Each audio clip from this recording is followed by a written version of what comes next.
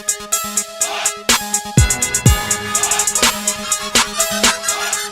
guys, it's HOPEsaidit back with another video for you. It's a hair video, but I'm not in my bathroom like I usually am because my kid is sleeping and I'm not trying to wake up that situation. So we're still going to talk about hair. Those of you who know me, I've went from relaxed to Texlax to natural, right? And the biggest discovery I would say that I made in the natural hair journey is silk presses. That is the biggest discovery I've made. Not necessarily because, oh, I want my hair straight. That's not it. It's the fact that I needed trims. So what you need to like discover in your journey, I needed moisture. I needed to get that together. And I did, and I was good. But really what took me over the edge, I feel, in my natural hair journey, was getting trims.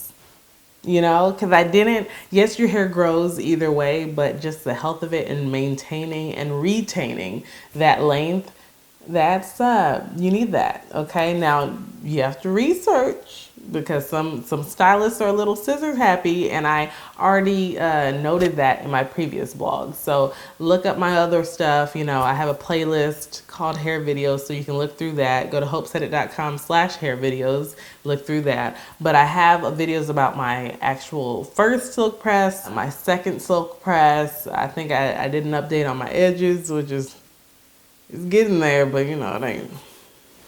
But today I'm going to talk about life after a silk press. And what do I mean by that? I mean the different phases you go through after you get a silk press. So from straightened to back to curly, here are my emotions during the whole thing. You can read it at hopesaidit.com as well, but I'll start with number one.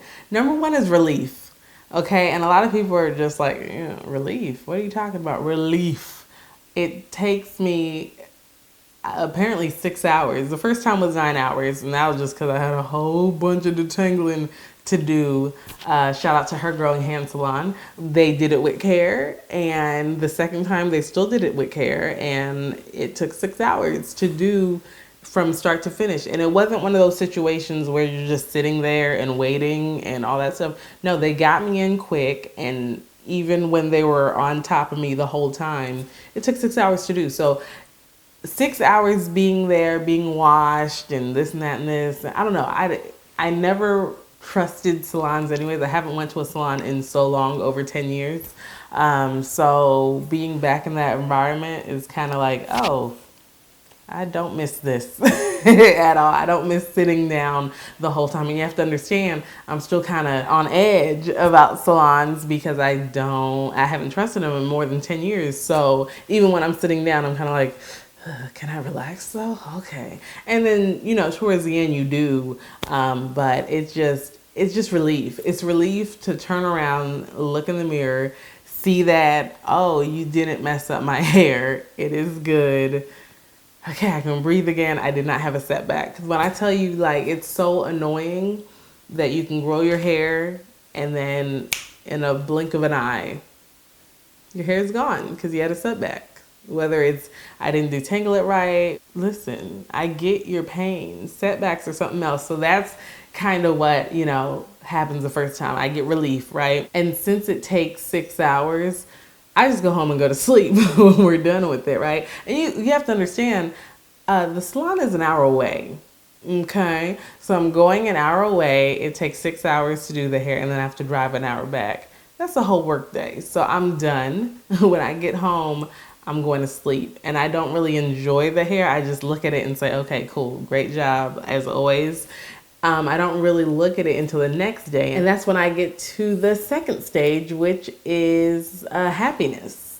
Okay, you see it. That's when you take a closer look and say, oh, I see what you did. Oh, look at these ends though, and you really get to see all that is, and you're just happy that it was a successful thing. Because I don't know, it just seems very hard to find a good stylist, someone who actually listens to you, someone who actually takes your growth seriously, and someone who's not going to get scissor happy and just and with customer service in mind. Because I've been to a lot of places. I used to be weave queen as well, right? So I'd go to places and they're like taking a break, whenever they want to. They're eating egg rolls and braiding my hair, and I'm like, hold up, this is not sanitary or kosher, what? But there was none of that. So you're just happy. I'm just happy that it was a successful thing. I'm happy that I found a salon that I trust, and I'm happy that my results are amazing. And those results last a long time. If you don't go ahead and wash your hair and do it yourself, it could last for like 2.5 months, the results of it.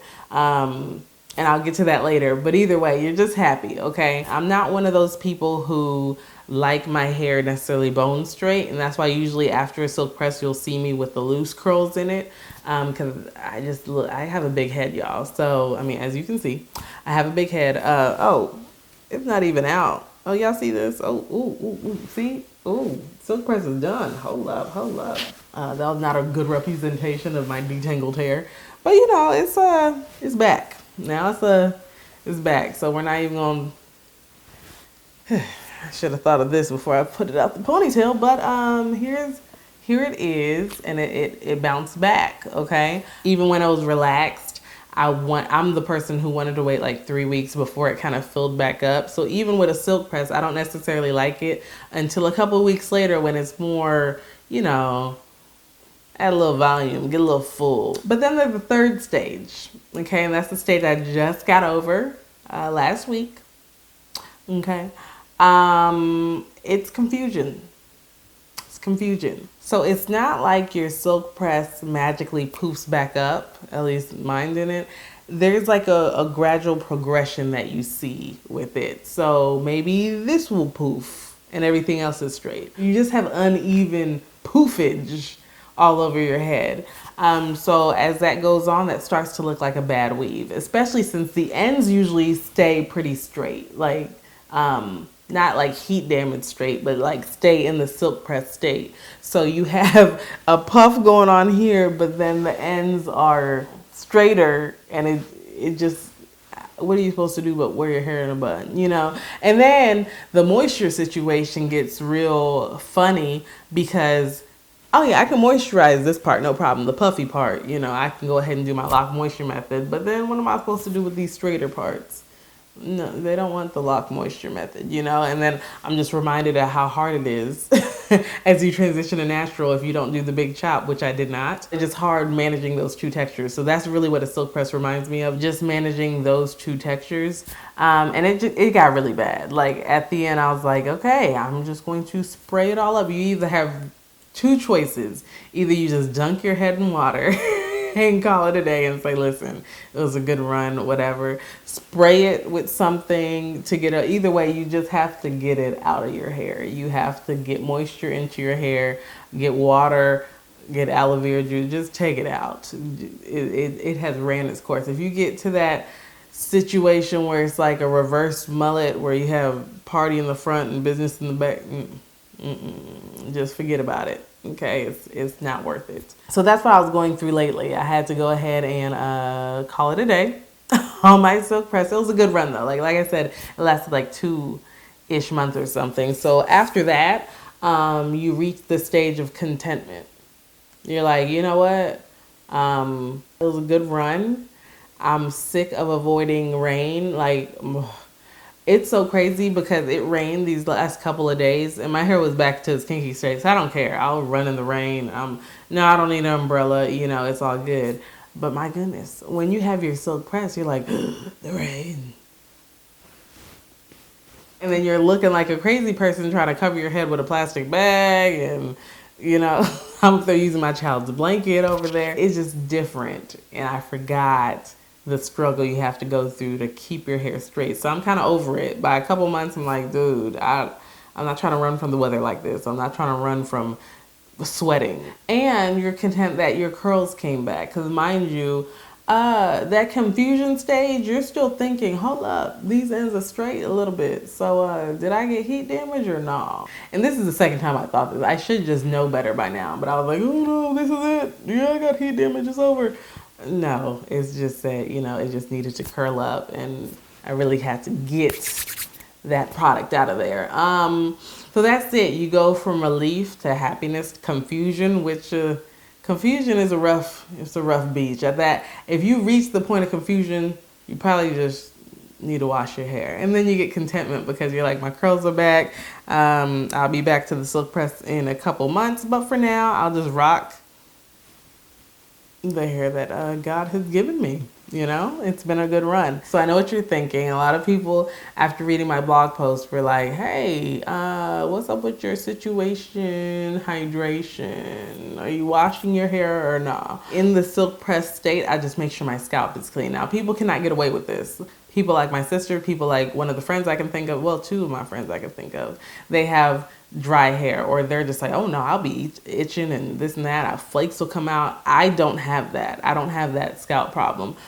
I'm not gonna have it all stinky and stuff, but but I don't have that as a scalp problem. So I'll get a hair oil, the Her Growing Hands hair elixir, or any antiseptic, tea tree oil, something that cleans and cleanses. That's what I put on my scalp every night, and it actually works. It's nice and tingly. It keeps the crud away, and and it's good. But you have to know your own scalp. It doesn't work for everybody. So that's how I am able to stretch it for so long, by just making sure the scalp is clean, making sure the hair is clean still without actually immersing the whole thing in water. And I should have never took my hair out of a ponytail, because now I'm just always going to look at it and be like, oh, is it out? Is it nasty?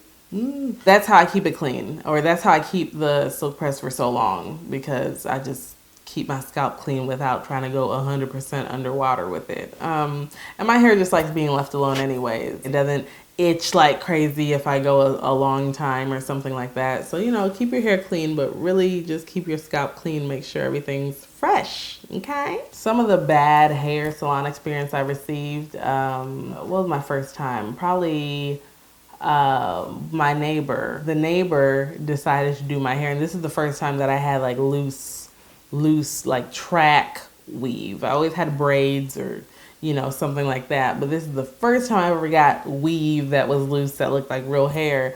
It was glued in. It looked real cute though. Not gonna lie, it looked cute, but then we took it out and I didn't even notice, like, the whole back row of my head ripped out. You know, and you don't notice until, you know, you're doing other styles and you're like, hold up, but why isn't this going up in a ponytail though? Like, the whole line, it was so obvious. So that was one of my setbacks, and I just kept on going to a salon. Not kept on going, but every time I went to a salon, it was something. I'd say, hey, I want, you know, just a regular relaxer, just give me volume, and then I end up looking like a bird with a short cut, and I'm like, hold up. I had another guy who he was good, but I don't think he was all there. Like, he'd always smoke. And I didn't ask for a trim. My hair does not need a trim. And he'd always, without fail, give me a trim. And I'm like, no, dude, it was growing. It was good. Why?